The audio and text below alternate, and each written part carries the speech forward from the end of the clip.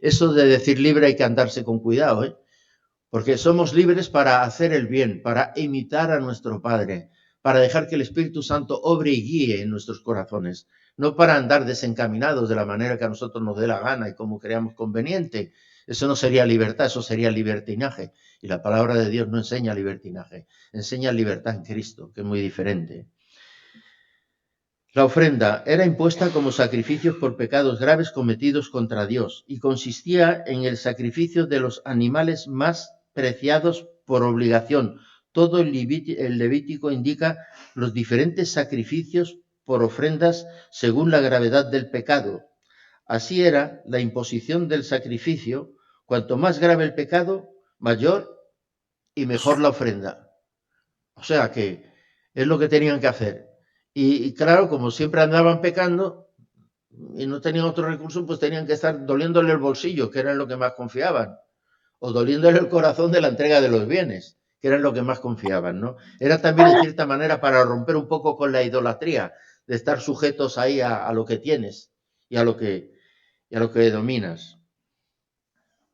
Pero cuando el sacrificio del Señor se consuma, cuando ya Cristo viene, y Cristo viene a morir en la cruz, ahí se hace la mayor de todas las ofrendas.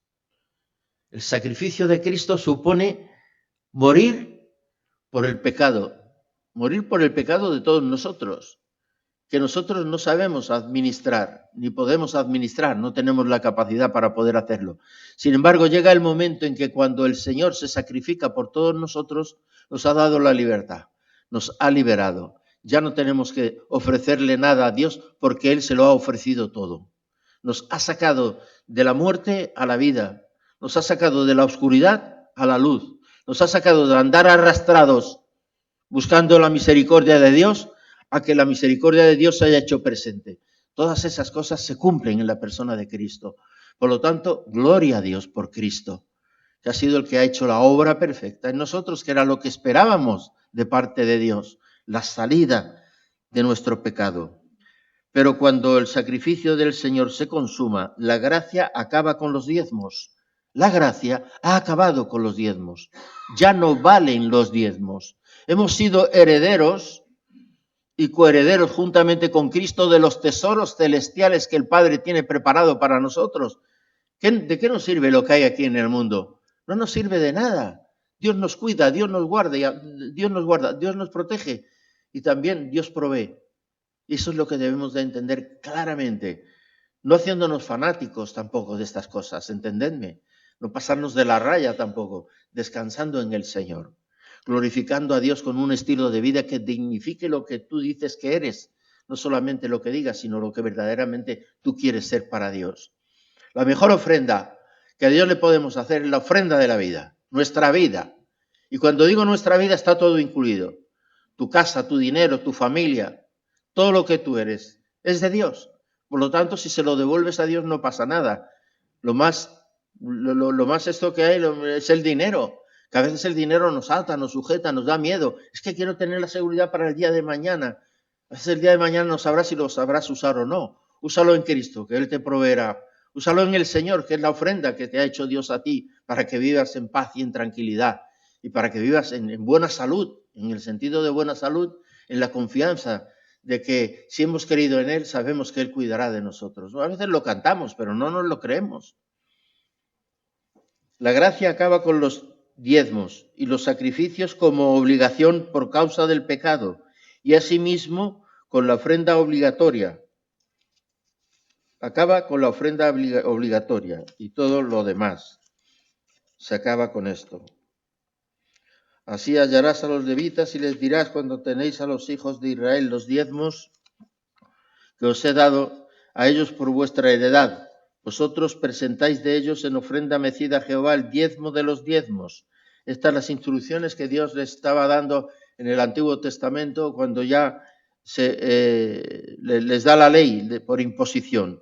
Se os contará, y esto se encuentra en Números 18 del 26 al 32, y dice así: hablarás a los levitas y les dirás, cuando teméis de los hijos de Israel los diezmos que os he dado de ellos por vuestra heredad, vosotros presentaréis de ellos en ofrenda mecida a Jehová el dinero de los diezmos, y se os contará vuestra ofrenda como grano de la era y como producto del lagar.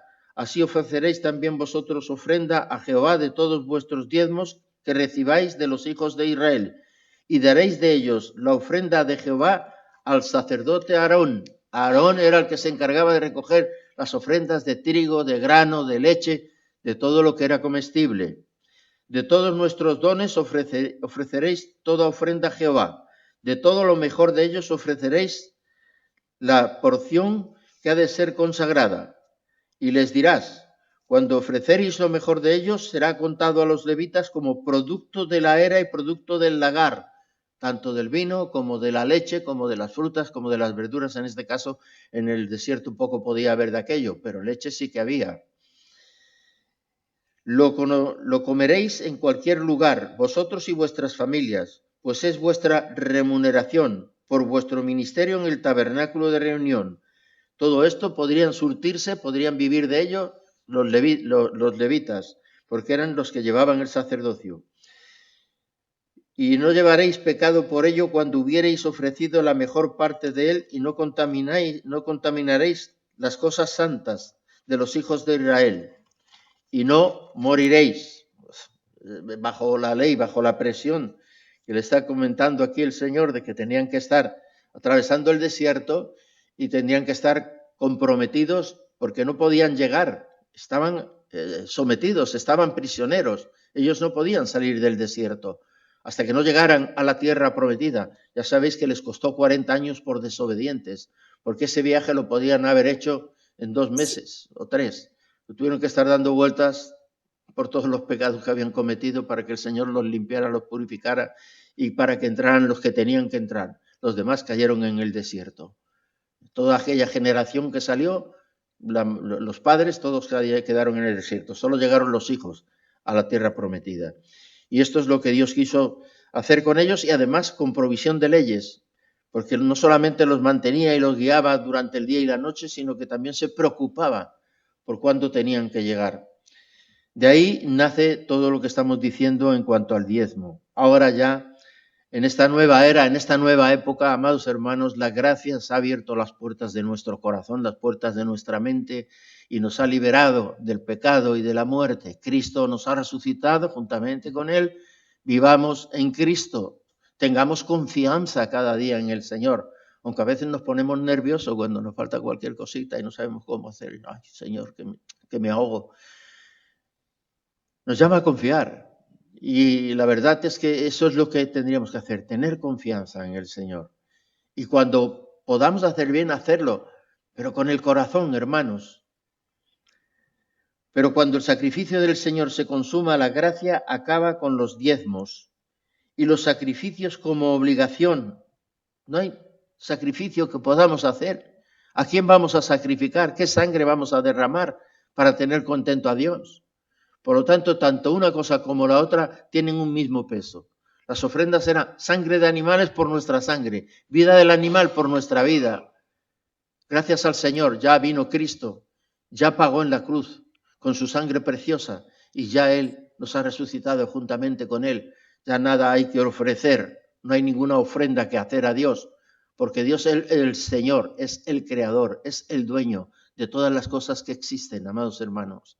Así que lo que tenemos que hacer nosotros ahora es, habiendo recibido de gracia, dar de gracia, ¿no? Según hayamos prosperado también, nos lo enseña la palabra. Demos de gracia, no racaneando, no contando el diezmo. Si gano 1000, te doy 100.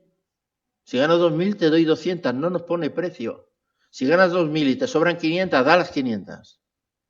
Eso es lo que dice el Señor, para la obra del Señor, para que la iglesia avance, para que puedan salir adelante los que tienen necesidad en la iglesia también. Porque todos no estamos al mismo nivel, pero somos hermanos en Cristo y tenemos que protegernos y tenemos que ayudar a los que lo necesitan. Y esto es lo importante. No al pastor, no al diácono, sino al hermano que más necesitado se encuentra en los momentos. La ofrenda es para beneficio de la iglesia, para toda la iglesia en sí, ¿no? Cuando haya que ayudar, ayudar. Saber a quién se le puede y cómo se le debe de ayudar, ¿no?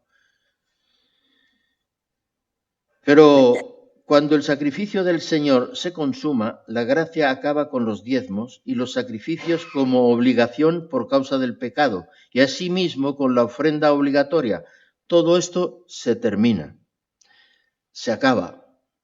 Y en Hebreos 9, que es donde vamos a tener ahora la lectura, está haciendo una demostración de lo que es lo actual y lo que pasó en aquel entonces, el porqué de los diezmos y el qué de la ofrenda. Ahora, mirad,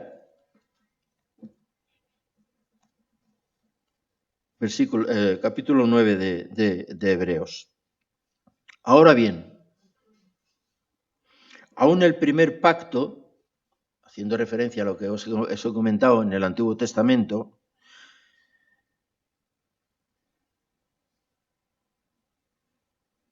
en el primer pacto tenía ordenanzas de culto y un santuario terrenal. ¿Sabéis que era el santuario terrenal a donde tenían que llevar las ofrendas? Allí lo tenían que entregar. ¿Para qué? Porque el tabernáculo estaba dispuesto así. En la primera parte, llamada el lugar santo, estaban el candelero, la mesa y los panes de la proposición. Tras el segundo velo estaba la parte del tabernáculo llamada el lugar santísimo. Ya sabéis que la primera parte del velo es donde se hacían todos los sacrificios y se hacían todas las adoraciones. La parte posterior del velo solo podía entrar el sumo sacerdote una vez al año solamente y entraba atado por un pie. Por si tenían que tirar de él, sacarlo para afuera. Porque si había pecado en él, posiblemente decían que la gloria de Dios podía acabar con el sacerdote si había pecado en él. Y tenían miedo por esto precisamente. Entonces lo ataban de un pie, entraba, hacía el culto y luego lo tiraban de él y lo sacaban. El cual tenía un incensario de oro y el arca del pacto cubierta de oro. Eso es lo que había dentro del lugar santísimo. Estaba el incensario de oro y el arca del pacto cubierta de oro por todas partes, en la que estaba una urna de oro que contenía el maná, la vara de Aarón que reverdeció y las tablas de la ley. Todos estos señales que habían ido recibiendo a través de la travesía del desierto. Y allí las mantenían como recuerdo perpetuo, para siempre, porque Dios les acompañaba para que se acordasen de él. Y sobre ella los querubines de gloria que cubrían el propiciatorio, de las cuales cosas no se puede ahora hablar en detalle. Y así, dispuestas estas cosas, en la primera parte del tabernáculo, ¿quién entran? Los sacerdotes continuamente para cumplir los oficios del culto. Pero en la segunda parte, en la parte consagrada, en la parte sagrada, en la parte donde se guarda el arca de Dios y donde se guarda la relación directa a través del sumo sacerdote con Dios, esa vez al año que tiene que entrar a dar cuentas, estaban todos aquellos utensilios que directamente Dios les había ofrecido para que los pusieran allí. Hay quien dice que eran, hoy en día, bueno, a todos se atreven, ¿no? Que eran herramientas que estaban allí que ellos desconocían, pero que era una emisora comunicadora. Eso decían, ¿no? Hay algunos que opinan que era eso en aquel entonces. Para ellos aquello era un artefacto desconocido. Pero bueno, era orden de Dios lo que tenían que hacer allí dentro, escucharlo. Pero en la segunda parte solo el sumo sacerdote una vez al año, no sin sangre, la cual ofrece por sí mismo y por los pecados de ignorancia, por los pecados de ignorancia del pueblo. Hasta por los pecados de ignorancia tenía que haber un sacrificio. Y dentro del lugar santísimo, no del lugar santo. Es decir, delante de Dios siempre éramos culpables de pecado. Y por eso tenía que hacer aquello. Dando el Espíritu Santo, fijaos ahora qué cosa tan curiosa. Aquí menciona el Espíritu Santo en este momento. ¿Cómo menciona aquí el Espíritu Santo? Si el Espíritu Santo todavía está por venir. Dice, dando el Espíritu Santo a entender con esto que aún no se había manifestado el camino al lugar santísimo, entre tanto que la primera parte del tabernáculo estuviese en pie. O sea, el día que atravesáramos la barrera del sacrificio de Cristo, no haría falta ya lugar santísimo. Ya no hace falta el lugar santísimo. Se tiene que quitar de en medio. ¿Por qué? Porque hemos entrado en la gracia y el Espíritu Santo ha hallado tabernáculo interno en nuestro corazón. Mora en tu corazón el Espíritu Santo. Y desde ahí puede rendir pleitesía directa a Dios, porque el Espíritu mora en ti. Tú eres el templo del Espíritu Santo. No hace falta, como todavía lo celebran algunas religiones también, me hago referencia a la religión católica, si está el Santísimo, si está la copa expuesta y la luz encendida, ahí está el Santísimo, ahí está el lugar santísimo. El lugar santísimo está en ti, está dentro de ti, no está fuera. Ya no anda por ahí, por las iglesias. Ya no hay que poner señales para saber que está o no está. Está presente, es el eterno presente en tu propio corazón. Ahí ha hecho morada. Si eso lo has entendido así, hay morada en ti de Cristo, hay morada en ti de Dios. Cristo vivo y en activo en tu corazón. Por eso puedes ser buen administrador de las ofrendas y buen administrador de la ley de Dios, porque la llevas escrita en tu corazón, hermano. Ahora ya eres otra cosa distinta, otra cosa diferente. Tú no perteneces al mundo. Tú no tienes que tomar parte ni arte en las cosas que el mundo hace. Cristo te ha dado, ha morado, ha entrado, está en tu corazón. Tú eres el templo. Tú eres el templo. Y el lugar santísimo está en ti. Si lo quieres, si quieres entenderlo mejor, cuídate, cuida tu corazón. Entre todas las cosas guardadas, dice la palabra, guarda tu corazón, porque es lo importante. Dando el Espíritu Santo a entender con esto que aún no se había manifestado el camino al lugar santísimo, entre tanto que la primera parte del tabernáculo estaba en pie. Lo cual es símbolo para el tiempo presente, atended lo que dice aquí, según el cual se presentan ofrendas y sacrificios que no pueden hacer perfecto en cuanto a la conciencia al que practica ese culto, ya que consiste solo en comidas y en bebidas, en abluciones, en ordenanzas acerca de la carne, impuestas hasta el tiempo de reformar las cosas. Esto era temporal. Pero ahora aquí lo aclara, a partir del verso 11. ¿Qué ocurre ahora? ¿Qué ha pasado ahora? ¿Por qué estas cosas han pasado y ya no tienen la importancia que debe de tener? Sino que tenemos que mirar el presente. Se acaban los diezmos, empiezan las ofrendas. ¿Qué ofrendamos? Nuestra vida, nuestro corazón, nuestro dinero, nuestra casa, nuestra familia, todo lo que somos, todo lo que tenemos, es la ofrenda a Dios. Nosotros somos su templo. Esto ha cambiado, hermanos. Ha cambiado desde el día en que el Señor ascendió a los cielos. Y ahora lo que estamos es esperándole. Y ansiamos que venga. Porque estamos ya cansados y cargados de tanta disolución, de tanta angustia, de tantas cosas que vemos, que no estamos de acuerdo con ellas, pero que nos falta todo. Porque decimos, esto no va a cambiar, esto va cada vez de mal en peor. En este mundo las cosas no tienen arreglo. Pues ten en cuenta que tú eres el templo del Espíritu Santo. Ten cuidado, hermano, el templo está en ti. Pero estando ya presente Cristo, sumo sacerdote ¿de qué? De los bienes venideros, Sumo sacerdote no de aquí, sino de allá. Sumo sacerdote del cielo. Y tú su templo, tú el Santísimo. Aquí en tu corazón está el Santísimo. Espíritu Santo, el Santísimo. Por el más amplio y más perfecto tabernáculo, no hecho de manos, es decir, no de esta creación. Ya no tenemos que ir a un lugar o a los lugares altos, a encender velas, a orar a los santos o a pedirle al santo de mi devoción. Tú ya no eres eso, tú eres el templo directo. En tu corazón mora el Espíritu de Cristo. Más amplio y más perfecto tabernáculo no hecho en mano, es decir, no de esta creación. Y no por sangre de machos cabríos ni de becerros, sino por su propia sangre, entró una vez para siempre en el lugar santísimo, habiendo obtenido eterna redención. Cristo Jesús entró al lugar santísimo, ascendió a los cielos y obtuvo eterna redención para nosotros. Esa es la marca, esa es la señal. ¿Hay conexión del lugar santísimo al lugar santo? Sí, Cristo en tu corazón. Esta es la conexión. ¿Quién es el lugar santo? Soy yo. ¿Quién es el lugar santísimo? Cristo en los cielos.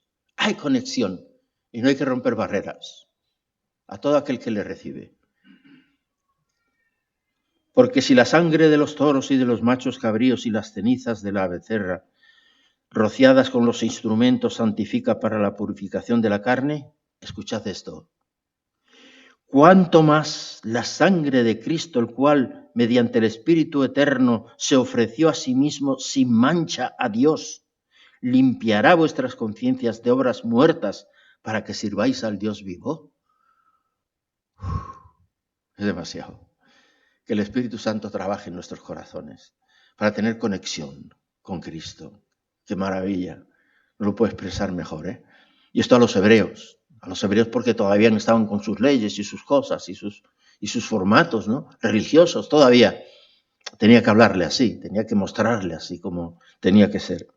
Así que por eso es mediador de un nuevo pacto, para que interviniendo muerte para la remisión de las transgresiones que había bajo el primer pacto, los llamados, nosotros, los que hemos creído en él, reciban la promesa de la herencia eterna.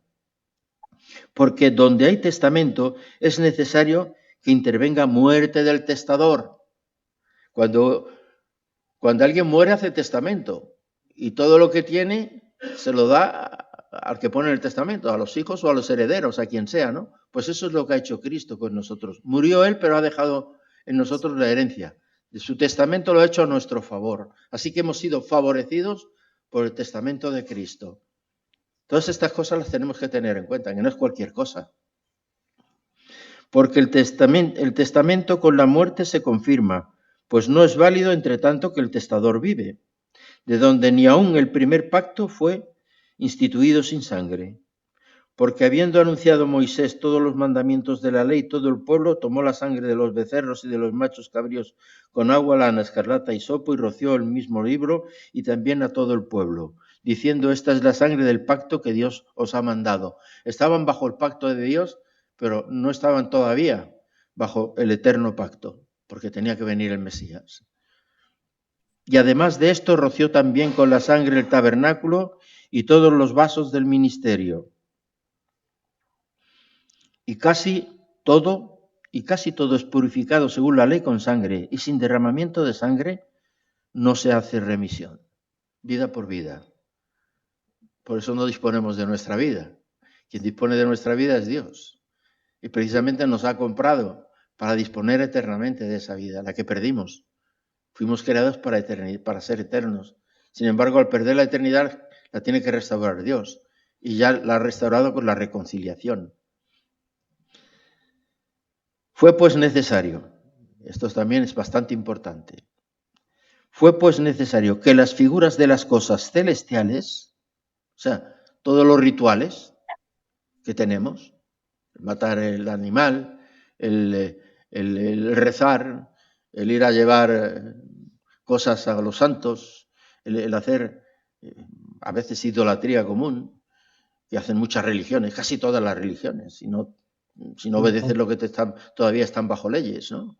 No reces, para rezar, antes de rezar tienes que lavarte 5 veces, tienes que hacer las abluciones, por el caso de los musulmanes, ¿no? El caso de los judíos no sienten el perdón porque siempre están en deuda con Dios y siempre quieren ofrecer a Dios y siempre están peleándose con Dios porque quieren ser mejores y no pueden y tal y cual. Antes de decir: no, Señor, si tú me enviaste al enviado y me has liberado, me has desatado, únicamente que me pidas que sea súbdito de tu reino y no del mundo, es suficiente. ¿Estamos en el mundo? Sí, pero no somos del mundo. Por lo tanto, peleamos contra el mundo. No estamos a favor del mundo. Debería de ser así. No es así porque el pecado todavía perdura, ¿no? ¿Verdad? Pero vaya, a nosotros lo que se nos demanda aquí, y aquí se lo está diciendo precisamente aquella gente que eran judíos, fue pues necesario que las figuras de las cosas celestiales fuesen purificadas así, pero las cosas celestiales mismas, con mejores sacrificios que estos. Nadie puede entrar al cielo en carne. Nadie. Es imposible. No, aunque nos manden en un aparato arriba al cosmos, no podríamos llegar al cielo, nos descompondríamos por ahí. Solamente podemos tener entrada por la vía de Cristo a los lugares celestiales donde está Él. Solamente por su sacrificio de amor. Porque no entró Cristo en el santuario hecho de mano, figura del verdadero, sino en el cielo mismo. ¿Para qué? Para presentarse ahora por nosotros ante Dios. Toma ya. ¿Hay confianza o no hay confianza en Cristo? ¿Sentimos la paz del Señor? ¿Estamos contentos de haber recibido al Señor? ¿Creemos todavía que tenemos algo que ver con las cosas del mundo? ¿O estamos aquí cumpliendo una misión? mostrando al mundo que Dios está vivo en nosotros. Eso es un compromiso muy grande, porque tenemos que recurrir siempre a Él, ¿no? Para poder seguir caminando en el mundo. Y no para ofrecerse muchas veces como entra el sumo sacerdote en lugar santísimo cada año con sangre ajena. De otra manera le hubiera sido necesario padecer muchas veces desde el principio del mundo, haciendo referencia a Cristo, si no hubiese sido lo que fue, ¿qué tenía que haber hecho Él para ir perdonando a la gente? Perdonó de una vez por todas a todos los que le invocan y lo buscan.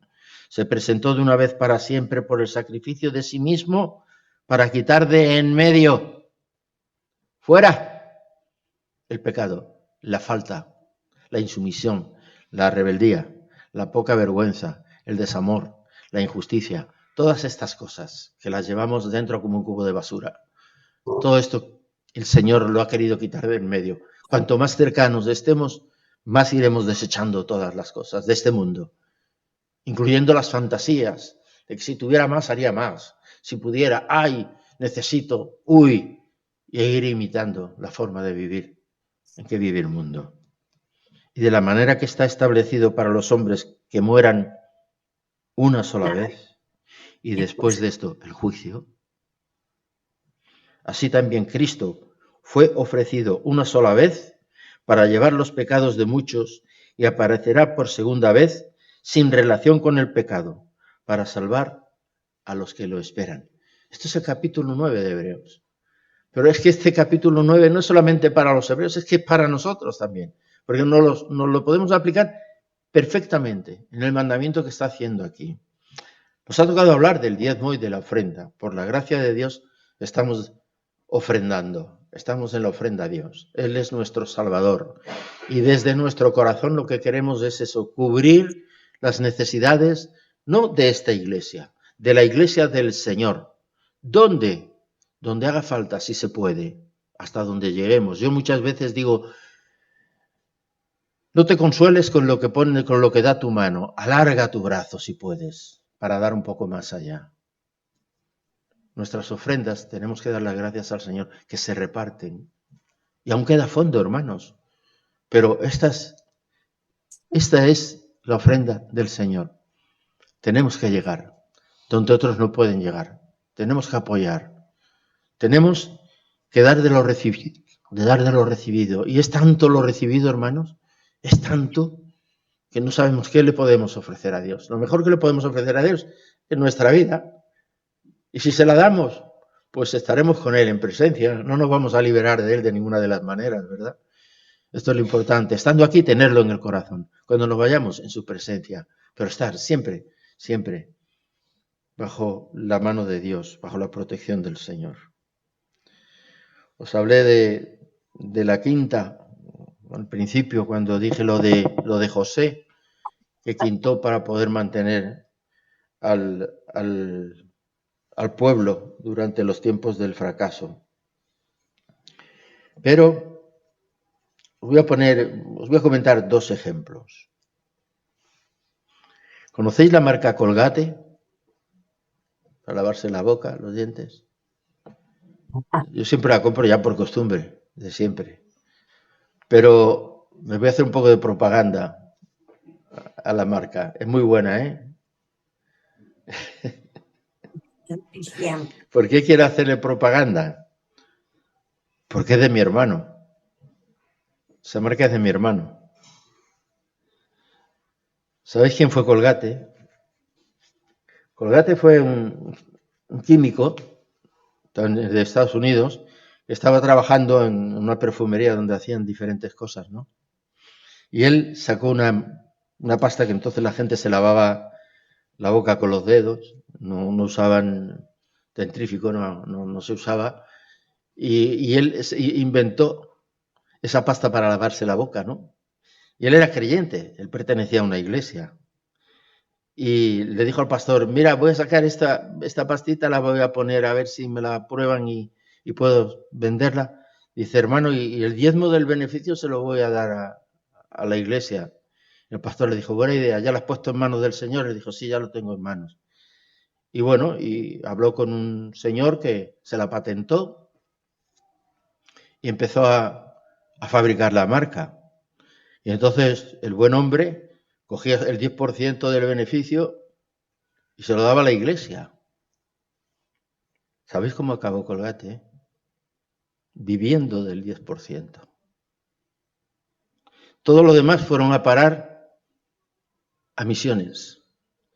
Se extendieron por Europa, primero por los Estados Unidos, después por Europa, por aquí, por Europa, por África.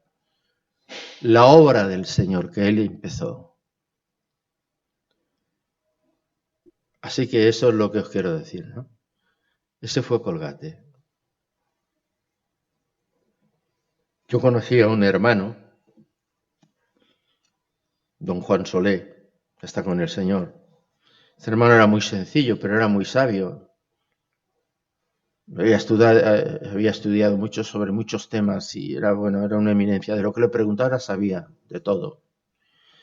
Pero era un hombre muy humilde, lo veías como si siempre se sentaba, había venido a dar estudios a los campamentos, pero él llegaba al comedor, se sentaba y se comía un poquito, su esposa estaba muy mal, la tenía que cuidar él, la cuidaba como si fuera una reina, siempre al lado de ella, y cuando se ponía a exponer no te cansabas de oírlo, porque te daba datos, pelos y señales de guerras acontecidas, sabía de todo, de ciencia, de historia, y todo a través de la palabra te iba enseñando una barbaridad. Era una cosa, vamos, de lo que le preguntara sabía. Y no aparentaba poquita cosa, no aparentaba nada el hombre. Siempre se ponía, ya os digo, hasta en el comedor no se notaba que estuviera. Estaba ahí en el campamento con nosotros. La última vez que estuvo con nosotros fue en Malgrat. ¿Te acuerdas, Paco? Pues bueno, don Juan Solé decía, necesito poco. Y lo poco que necesito, lo necesito muy poco. Ese era su lema. Y era un hombre que le sobraba la sabiduría a raudales. No tenía orgullo ninguno, no tenía ninguna vanidad, pero tenía un conocimiento del Señor. ¡Wow! Tremendo, tremendo. Ya está con el Señor.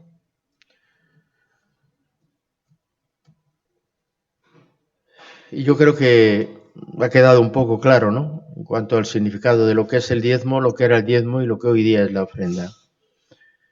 Seamos generosos, hermanos, con lo que el Señor nos da y démosle siempre muchas gracias. En lo poco o en lo mucho. Porque si hay poco y escasea, ya vendrá lo que tiene que venir. Y no os estéis pendientes de cómo voy a salir de esta, de cómo voy a poder si no puedo, de cómo voy a afrontar la situación. Todas estas cosas nos llevan a la inquietud, al desequilibrio. Sin embargo, la confianza en el Señor, si va en aumento, Él va a hacer provisión, no os preocupéis. Y va a hacer buena provisión completa. No solamente para cubrir las necesidades de un modo u otro, sino también para que sobre, para que también podáis deleitaros repartiendo, dándole a los demás también de lo vuestro. Que el Señor nos bendiga y nos ayude.